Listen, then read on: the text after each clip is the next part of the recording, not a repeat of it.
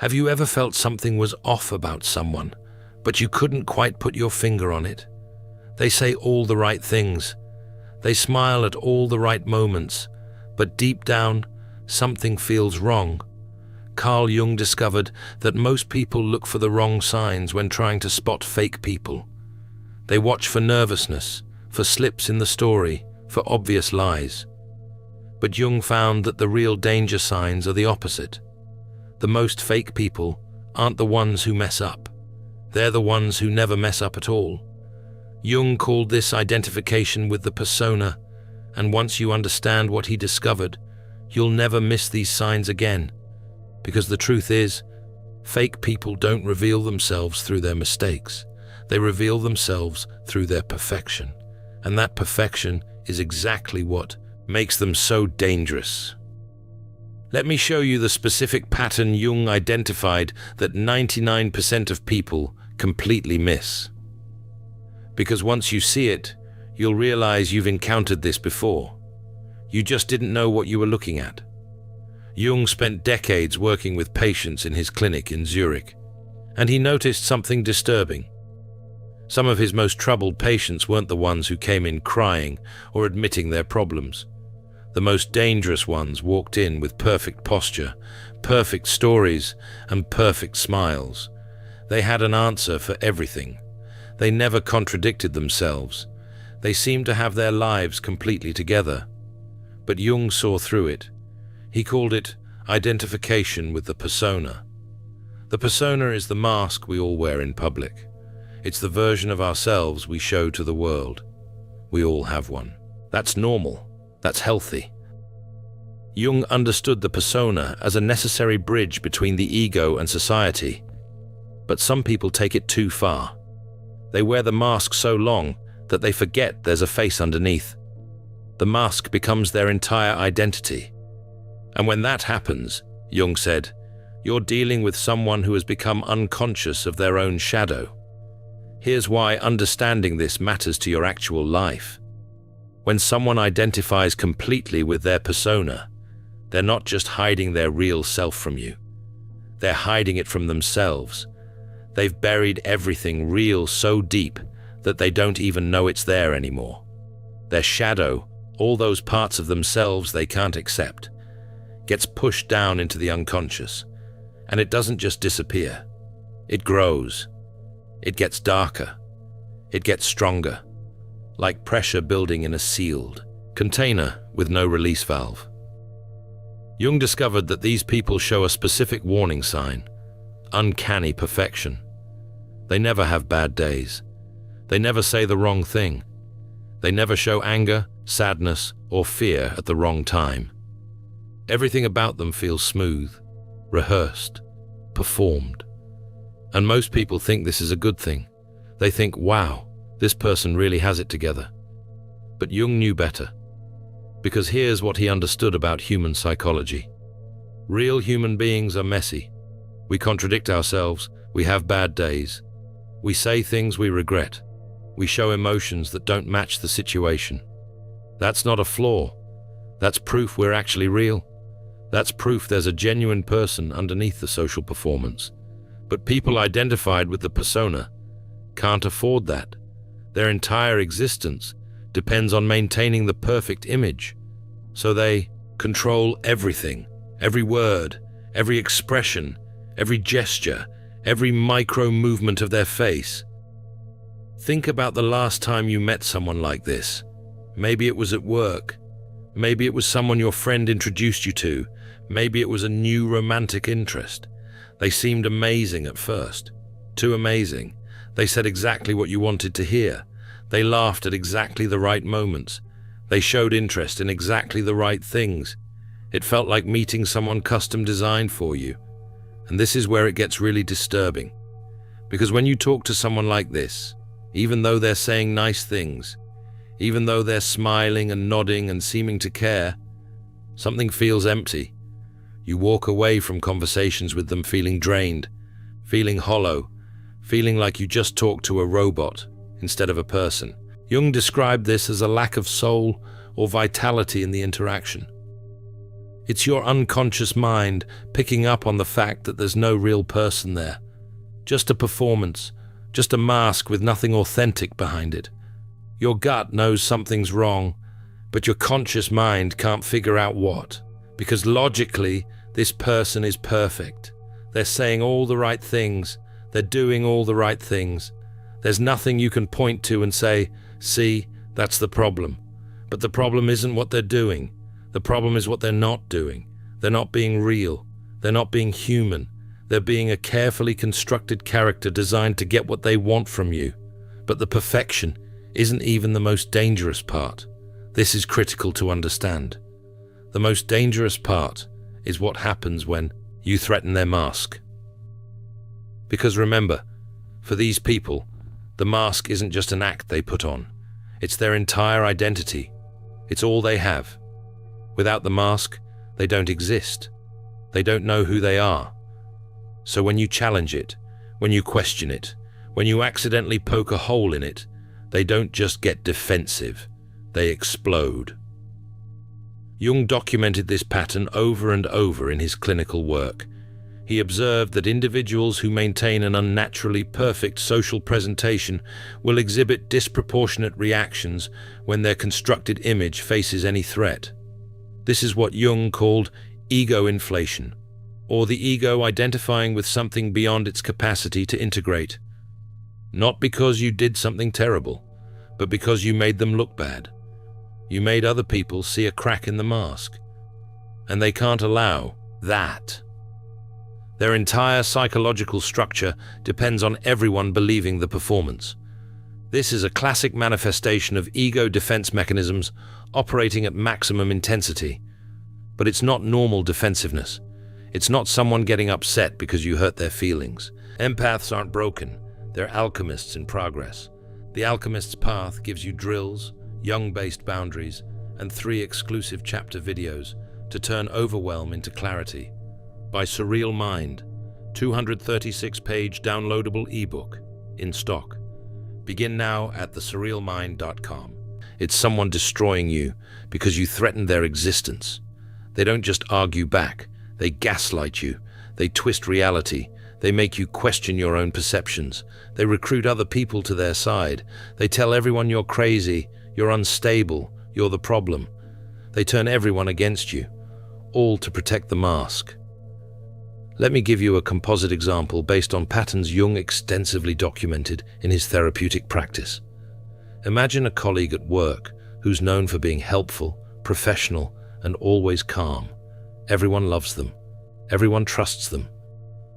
Then one day in a meeting, you politely disagree with one of their ideas. Just a normal professional disagreement. Nothing personal, nothing aggressive, but their reaction is completely disproportionate. They don't just defend their idea, they make it seem like you attacked them personally. They bring up every time they've helped you, they question your competence, they make you look unreasonable in front of everyone, and they do it all while maintaining that calm professional demeanor. That's the mask protecting itself. And here's the thing that makes this so insidious. They genuinely believe they're the victim. They genuinely believe you attacked them for no reason, because they can't see their own mask. They can't see their own shadow. All they know is that you made them feel exposed, and that feeling is unbearable, so you must be evil. You must be the problem. You must be the one who's fake, who's manipulative, who's causing trouble. This brings us to Jung's concept of shadow projection. This is when someone accuses you of the exact things they're doing themselves. The person who constantly accuses others of lying is usually the biggest liar. The person who's always talking about how manipulative everyone else is usually the most manipulative person in the room. The person who claims everyone else is fake is often the fakest person you'll ever meet. The person who constantly warns you about people trying to control you is often the one controlling you. Why does this happen? Jung explained it through his theory of the shadow. The shadow is everything about ourselves we can't accept. Everything we've been taught is bad, wrong, unacceptable. We don't destroy these parts of ourselves. We can't. They're part of us. but we can deny them. We can push them down into the unconscious where we don't have to look at them. And since we can't look at them in ourselves, our unconscious mind projects them onto other people. We see our own darkness in everyone around us, and we attack it there, thinking we're fighting evil, when really we're just fighting ourselves. This is why the most judgmental people are often the ones doing exactly what they judge others for. The person who rants about cheaters, check their phone. The person who can't stop talking about how fake everyone is, watch how they change their personality depending on who they're talking to. The person who warns you constantly about manipulative people, notice how they're the one always trying to influence your decisions, your relationships, your perception of reality. Jung observed this dynamic repeatedly in therapeutic settings. When someone maintains an idealized self-image, everything contradicting that image must be attributed to external sources. A narrative illustration of this pattern shows how someone who sees themselves as endlessly patient and kind, but who is actually controlling and passive-aggressive, cannot acknowledge their controlling nature because it contradicts their self-image. So when they manipulate you into doing what they want, and you resist, they accuse you of being controlling. When they passive-aggressively punish you with silence or subtle digs, and you get frustrated, they accuse you of being angry and unreasonable. They're seeing their own behavior, but they're seeing it in you instead of themselves. And the worst part, they're often very convincing, because they believe their own story completely. When they accuse you of being manipulative, they genuinely believe it. When they tell everyone you're the problem, they genuinely believe it. There's no conscious deception happening, which makes it almost impossible to defend against. How do you prove you're not doing something when the accuser genuinely believes you are, and they've projected their own behavior onto you so completely that they can cite examples that are actually their own actions reframed through a distorted lens? Jung warned that these people are psychologically dangerous, not because they're consciously evil, but because they're unconscious of their own shadow. They destroy relationships, careers, families, all while believing they're the good guy. They genuinely think they're the victim.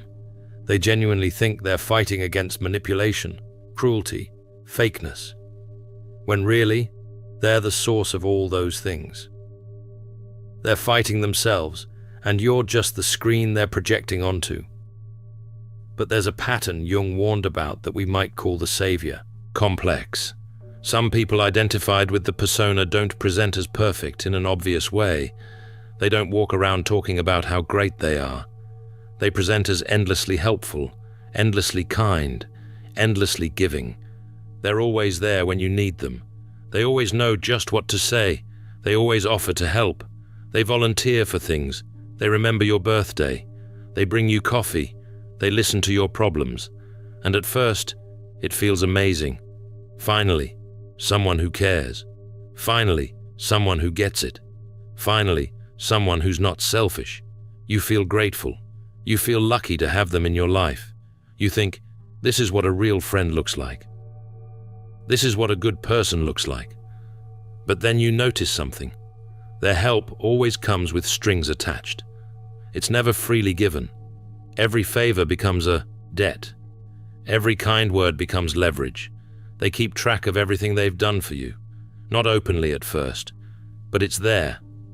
And they bring it up, subtly or not so subtly, whenever they want something from you, or whenever they want to control you, or whenever they want to make you feel guilty for not doing what they want.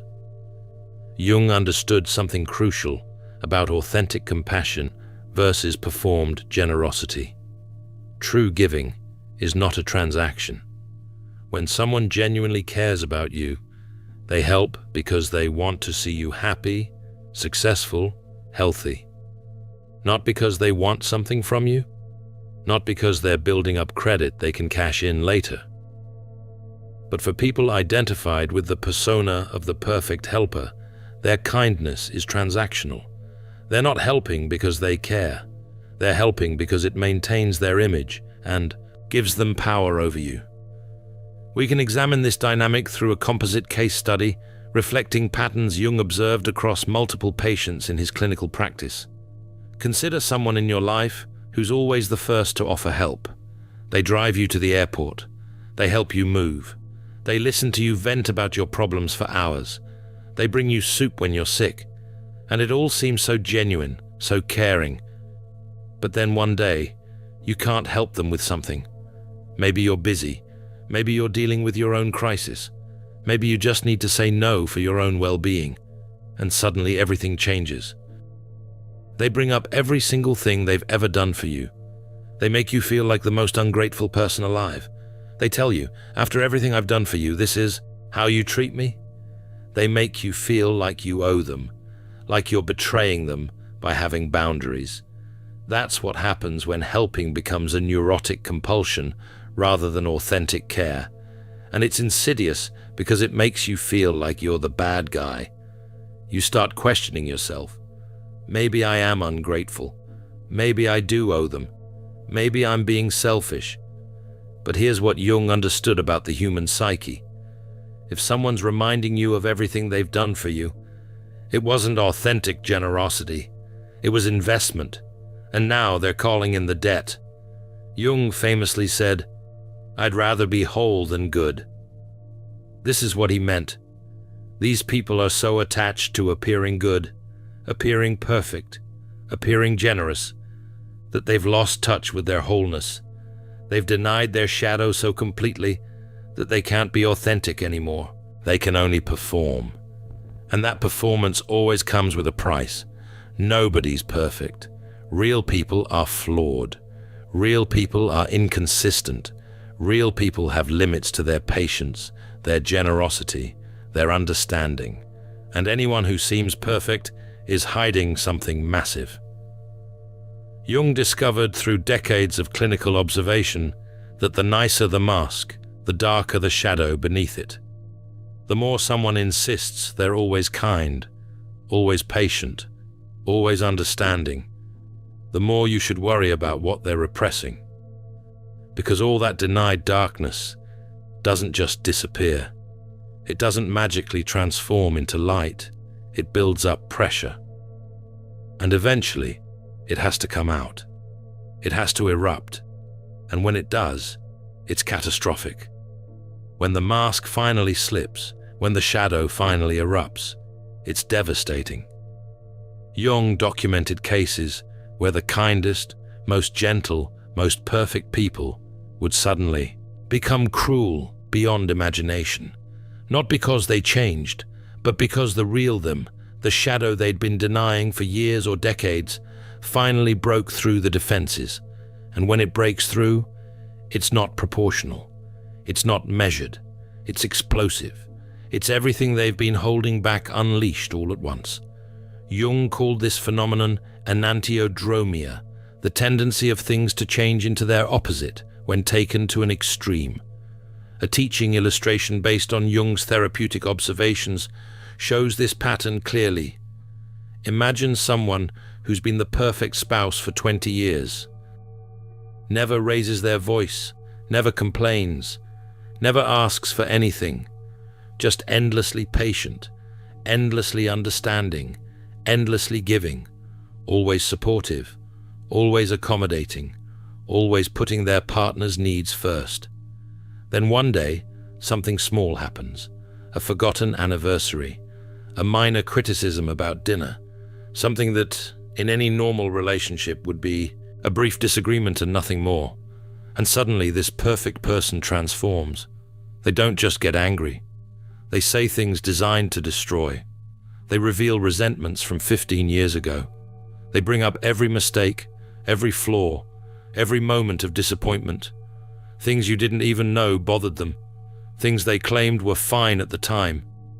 They've been keeping score for decades. And now it all comes out at once, with the force of 20 years of repressed rage, disappointment, and resentment. That's the shadow eruption Jung warned about. And the reason it's so devastating is because nobody saw it coming. Everyone believed the mask. Everyone thought this person was genuinely that perfect, that patient, that understanding. But Jung knew the truth. The mask was never real. It was just a lid on a pressure cooker. And when that lid finally blows, everything in range gets destroyed. Relationships, families, careers, reputations, lives. Here's what makes this pattern so dangerous from a psychological perspective. These people aren't lying to you, not consciously. They're lying to themselves. And that means they'll do anything to keep the lie alive. They'll rewrite history. They'll deny reality. They'll manipulate your perception. They'll sacrifice you, your reputation, your sanity, whatever it takes to avoid facing the truth about themselves. Because facing that truth would mean the death of their identity. The mask is all they have. Without it, they don't exist. They don't know who they are. Jung said the danger isn't that they're deceiving you. The danger is that they're deceiving themselves so completely that they can't tell the difference anymore. And when you can't tell the difference between your mask and your face, between your performance and your reality, you become capable of terrible things, all while believing you're the good guy, all while believing you're the victim, all while believing everyone else is the problem. So how do you protect yourself? How do you spot these people before they can do damage? Jung's answer was profound. Conscious awareness. You have to trust your gut over their perfect words. When someone seems too perfect, when every interaction feels performed, when your instinct tells you something's off, even though you can't prove it, listen to that instinct. Don't talk yourself out of it. Don't let their perfect behavior convince you you're wrong. That's your unconscious, picking up on what your conscious mind can't yet see. Real people are inconsistent. Real people have bad days. Real people sometimes say the wrong thing or show the wrong emotion. Real people forget things. Real people get tired and short-tempered sometimes. Real people have limits to their patience. Real people say no sometimes without elaborate explanations. Real people are messy and complicated and contradictory. And that's beautiful. That's human. That's trustworthy, because it means they're not hiding everything real behind a mask. It means there's an actual person there, not just a performance.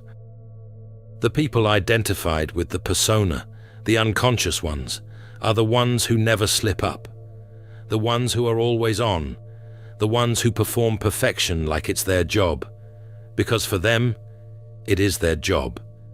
It's the only thing holding their entire psychological structure together. One crack in the mask, and their whole identity crumbles. So they can't afford to be real. They can't afford to be human. They can't afford to show weakness, imperfection, inconsistency.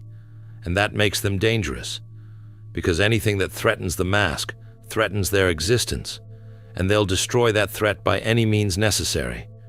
Jung spent his life studying the human psyche, and one of his most important discoveries was this: the people who seem the most put together are often the most broken. The people who seem the most kind are often hiding the most cruelty underneath. The people who seem the most trustworthy are often the most dangerous to get close to. Not always, but often enough that you should pay attention. Often enough that the appearance of perfection should make you more cautious, not less. Because seeing the truth doesn't make you cynical. It makes you conscious. It makes you powerful. It gives you the ability to protect yourself from people who would use your trust, your kindness, your desire to see the best in others as weapons against you. It gives you the ability to spot the warning signs before you get too invested, too attached, too vulnerable. Jung believed that the unconscious always reveals itself. Always. You just have to know what to look for. And now you do. You know about identification with the persona. You know about uncanny perfection. You know about the lack of vitality in their presence. You know about ego inflation and defense mechanisms. You know about shadow projection. You know about the savior complex. You know about enantiodromia and the shadow eruption. These aren't just abstract psychological concepts. They're survival tools, because the most dangerous people in your life won't announce themselves with obvious red flags. They won't walk in wearing a sign that says, "I'm going," to manipulate and destroy you. They'll walk in wearing the mask of exactly what you've been looking for. They'll be perfect. They'll be everything you wanted. And if you don't know how to see through that mask, you'll let them in. You'll trust them. You'll believe them. And by the time you realize what they really are, the damage will already be done. But you're not defenseless anymore.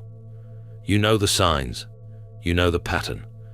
You know what Jung spent decades learning through painful clinical observation and personal experience during his own confrontation with the unconscious.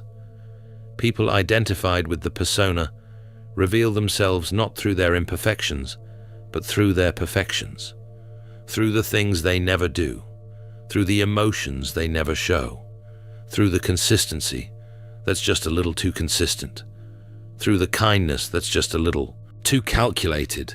And once you see it, you can't unsee it. Trust your gut, trust your instinct, trust that uncomfortable feeling that something's off, even when you can't explain why. Because that feeling is your unconscious mind doing exactly what it's supposed to do. Protecting you from psychological danger that your conscious mind hasn't caught up to yet. Your unconscious picks up on micro-expressions, inconsistencies, patterns that your conscious mind misses. Listen to it. If you've ever felt that gut instinct about someone, if you've ever known something was wrong even though everything seemed right, comment "I see the mask" below. Because Jung was right. The ability to see what others miss isn't a curse. It's a gift. It's consciousness developing. And the more people who develop that consciousness, the harder it becomes for unconscious people to harm others. The more people who understand these patterns, the less effective the mask becomes. If this opened your eyes to patterns you've experienced in your own life, hit that like button and subscribe for more insights into Jung's psychology. Because understanding human nature isn't just interesting, it's essential.